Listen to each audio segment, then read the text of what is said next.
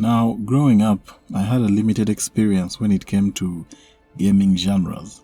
I primarily played RPGs like Final Fantasy and Pokemon, point-and-click adventure games like The Greatest Journey, and real-time strategy games like Age of Empires and Command & Conquer. These have generally remained my preferred genre, but throughout my adult life, I've made a deliberate effort to try and play games from other genres, just try out stuff that I'm not used to. Now recently this has brought me to this timing-based big monster fighting type of games. I don't know if that's a genre. But within this group, my options were Dark Souls, Bloodborne, Monster Hunter, Sekiro, and Dauntless. I went with Dauntless first, since it's free and would allow me to get a simplified version of the experience without having to commit to one of the larger titles. I was also more interested in a co-op version, so I could get carried when I suck, which I obviously would since I'm not used to this type of game.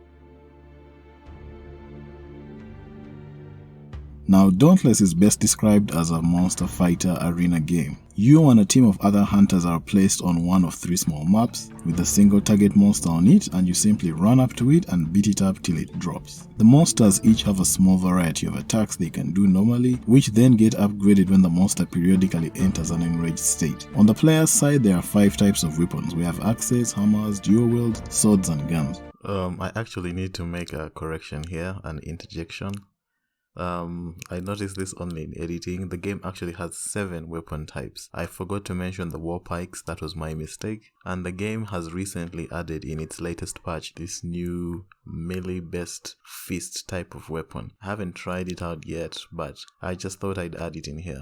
Each of these has a different attack speed, damage output, status impact, and special abilities. They also have lanterns that offer 2 extra abilities, and the monsters have affinities and resistances to various elements, and these will affect multipliers for damage received and from the certain hunter weapons, as well as the damage dealt to the armor that each hunter has equipped for the match. Now, since this game doesn't have shield play, damage reduction and evasion is handled through armor ratings, elemental affinity, and most important of all, dodging. This action provides you with a brief period of immunity, which can allow you to completely negate incoming damage. Each of the weapons changes how this works, and certain combos or actions once started cannot be cancelled in order to dodge. This brings in the element of decision making. For example, if you wish to commit to your hardest hitting axe combo while at low health, you have to decide if the extra damage is worth it, or if it would be wiser for you to get some space and try to heal up. This mechanic applies to nearly all other player actions as well. If, for example, you decide to take a healing potion, your character needs a moment to perform this. It thus becomes this game of choosing when the right time is to do one thing or another, while trying to avoid incoming damage and doing enough damage of your own.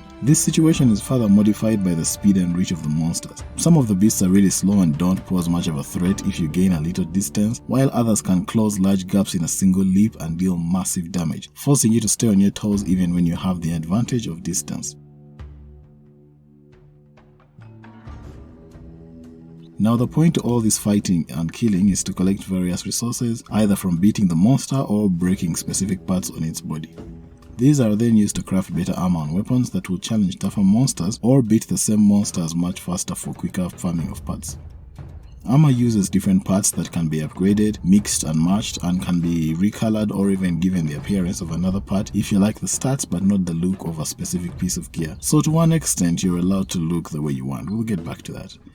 Unfortunately, this is why I want to start touching on some of the stuff that I didn't really appreciate. For one, this game has a lot of bugs. Now, I don't consider myself the most observant guy out there. I rarely notice or even care much for animation glitches that don't really affect gameplay. But some of the ones in here are pretty annoying. My personal most hated one is this bug that causes your player level to disappear. Not just visually, but in the game engine as well. So you can no longer look at weapons or armor that you've been working on because the game thinks that you don't have the required level for it. This can be cleared through restarting the game or loading up another level and then completing that. Another annoyance is how if you don't have specific weapons equipped, animations in the store that are specific to those weapons will just try to superimpose whatever you're holding onto the character model instead of just using a placeholder. It looks to me like something that shouldn't still exist, considering from what I've read, the game has been in beta since around early 2018, and the game primarily relies on these cosmetics to make money, so I would think that they would kind of prioritize that. And speaking of cosmetics, I mentioned earlier you could choose how you want to look to some extent.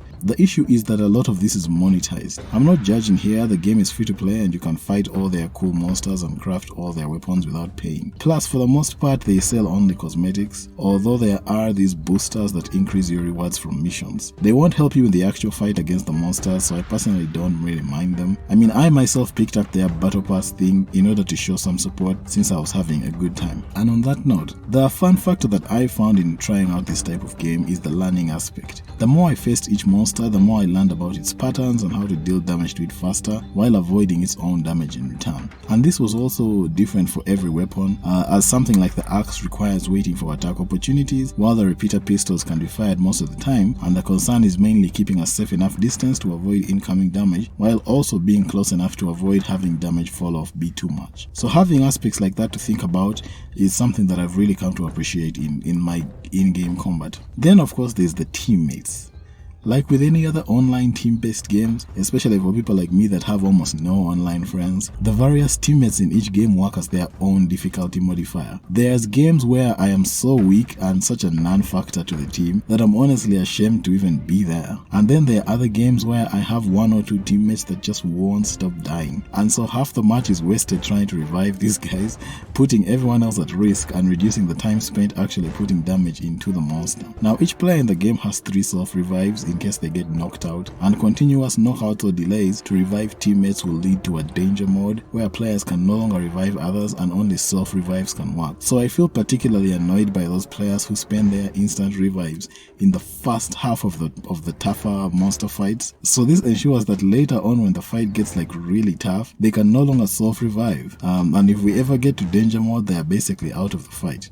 The point is that you never know who's going to show up in the next match, so that in itself adds another layer of randomness, which I personally like and have come to appreciate from playing online games. But I understand that some people prefer the efficiency of a full pre-made party with their friends. Also on a personal note, and this is probably because this is a PvE game, everyone I've played with has been really friendly.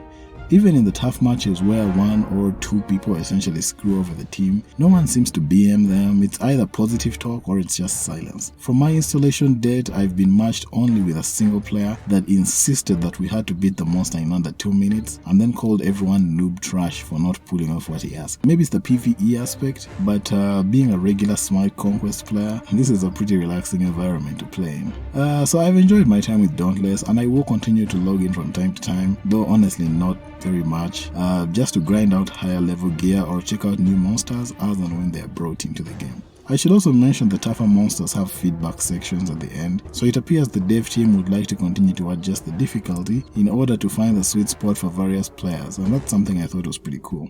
So yeah, in the meantime, if you think that you're interested in short monster battles that have some depth but don't require too much in the way of preparation, I guess this game can work for you. But personally, I've found myself veering more towards Monster Hunter, which is the other thing I picked up and have been playing, and I will do a video on that eventually. But if this is something that appeals to you, well, there you go. Dauntless can scratch that itch pretty well.